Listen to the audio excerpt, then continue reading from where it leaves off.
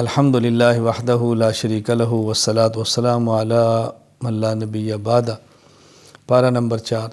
اس کے شروع میں بیان فرمایا کہ اللہ کے راستے میں خرچ کرو تو اپنی محبوب اور پسندیدہ چیز خرچ کرو۔ پھر بیت اللہ، کعبہ، بیت الحرام کی خصوصیات اور فضیلت کو بیان فرمایا۔ اس زمین پر سب سے پہلی عبادت گاہ یہ کعبہ ہے۔ اس میں اہم نشانیاں ہیں۔ مقام ابراہیم، وہ پتھر جس پہ آپ پاؤں رکھ کے کھڑے ہوتے، اور وہ پتھر آج کے دور میں لفٹ جسے سمجھے یوں اوپر جاتا، تو ابراہیم علیہ السلام پتھر اوپر رکھا آتے پھر نیچے آتے، تو مقام ابراہیم اس پتھر کا نام ہے۔ وہاں زمزم، وہ پانی جو حضرت ہاجرہ کے بیٹے حضرت اسماعیل کی وجہ سے نکلا تھا، معروف ہے، سب جانتے ہیں، شفا کا پانی ہے، اللہ بار بار پینے کی توفیق عطا فرمائے۔ حتیم کا ذکر ہے۔ کعبہ کا ایک حصہ وہ ہے جو چھتا ہوا ہے، ایک حصہ وہ ہے جو خالی ہے، اور تقریباً 4 فٹ یا دیوار ہے وہ جو بنائی کی ہے، اور اس کا ایک دروازہ آنے کا ایک جانے کا بنا ہوا بھی ہے، اسے حتیم کعبہ کہتے ہیں۔ تو وہاں مقام ابراہیم ہے، زمزم ہے، حتیم کعبہ ہے، شاعر ہیں، امن کی جگہ ہے، صفا ہے، مروہ ہے، یہ سب چیزیں وہاں پہ اللہ تعالیٰ نے فرمائی کہ یہ ایسی چیزیں ہیں جو اللہ تعالیٰ کی طرف سے نشانیاں ہیں۔ پھر اس بارے میں اللہ تعالیٰ نے حج کے فرض ہونے کا بیان فرمایا ہے کہ حج فرض ہے۔ وہ شخص، مرد یا عورت، جس کے پاس اتنے پیسے ہوں کہ آئے اور جائے، اور زاد راہ بھی ہو، کرایہ بھی ہو، عورت ہو تو محرم بھی ہو، اس پر حج فرض ہو جاتا ہے۔ فریضہ حج ادا کرنے میں کوتاہی نہیں کرنی چاہیے۔ پھر اس امت کی خصوصیت بیان کی ہے کہ اس امت کی خصوصیت کیا ہے؟ اللہ پر ایمان بھی لاتے ہیں، امر بالمعروف بھی کرتے ہیں، نہی عن المنکر بھی کرتے ہیں۔ تو امر بالمعروف اور نہی عن المنکر کا بہت اہتمام کرنا چاہیے۔ جو جائز اسباب ہیں نیکی کی طرف لانے کی اختیار کریں، اور جو جائز اسباب ہیں گناہ سے بچنے کے، وہ اسباب اختیار کریں۔ پھر اس میں مسئلہ بیان فرمایا کہ منافقین اور کفار، ان سے دوستی نہ رکھو۔ منافقین اور کفار سے قلبی تعلق نہ رکھو، ان سے یارانہ نہ رکھو۔ ہاں، رکھاؤ ایک اور چیز ہے، وقتی ضرورت ایک اور چیز ہے، اس کا خیال کرنا چاہیے۔ پھر اس بارے میں غزوات کا ذکر فرمایا۔ ویسے تو غزوہ بدر، غزوہ احد، غزوہ حمراء الاسد ہے، لیکن تفصیل سے غزوہ بدر اور غزوہ احد کا ذکر ہے۔ اسلام کی سب سے پہلی جنگ، اہم، بڑی، جس نے حق اور باطل کا فیصلہ کیا، وہ جنگ بدر ہے۔ پھر اس کے بعد جنگ احد ہے۔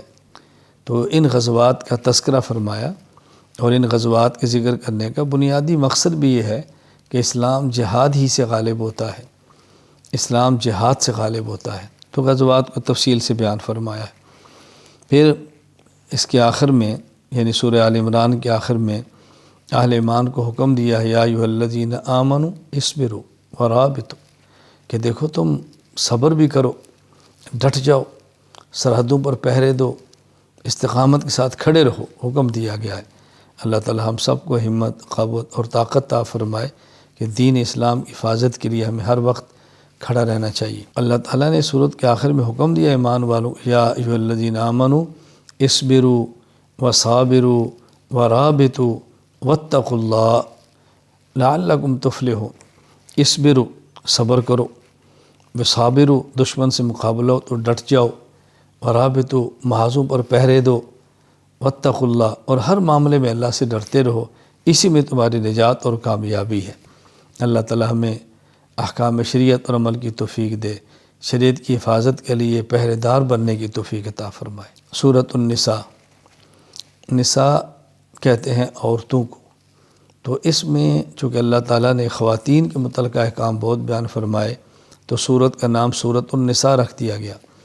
حیران کن بات یہ ہے کہ پورے قرآن میں اللہ تعالیٰ نے سورۃ الرجال کے نام پر کوئی سورت نہیں نازل فرمائی، البتہ سورۃ النساء کے نام پہ سورت نازل فرمائی۔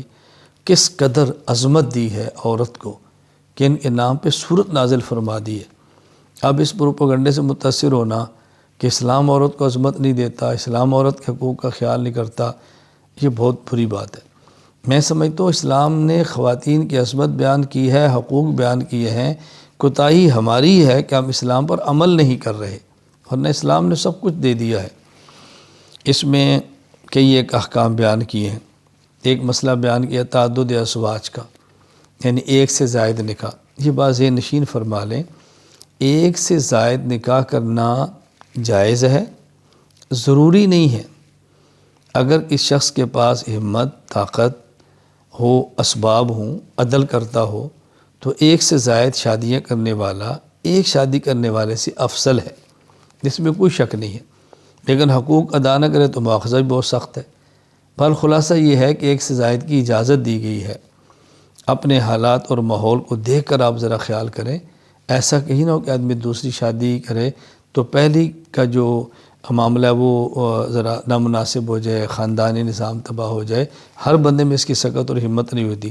خیر، تعدد ازواج کا مسئلہ بیان فرمایا ہے، پھر میراث کا مسئلہ بیان فرمایا ہے، وراثت کے اصول بیان فرمائے ہیں، کس کو کتنا حصہ دینا اس کا ذکر فرمایا ہے، محرمات کو بیان کیا ہے، یعنی کس سے نکاح کرنا جائز ہے، کس سے ناجائز ہے، کس سے حرام ہے، اس کا ذکر فرمایا۔ یہ بات ذہن نشین فرما لیں، نکاح کے حرام ہونے کے بنیادی طور پہ 3 اسباب ہیں۔ نمبر 1 نسب، یعنی خون کے جو رشتے ہیں۔ نمبر 2 رضاعت، جو دودھ پینے سے رشتے ہوتے ہیں۔ نمبر 3 مصاہرت، جو شادی کرنے سے رشتے ہوتے ہیں۔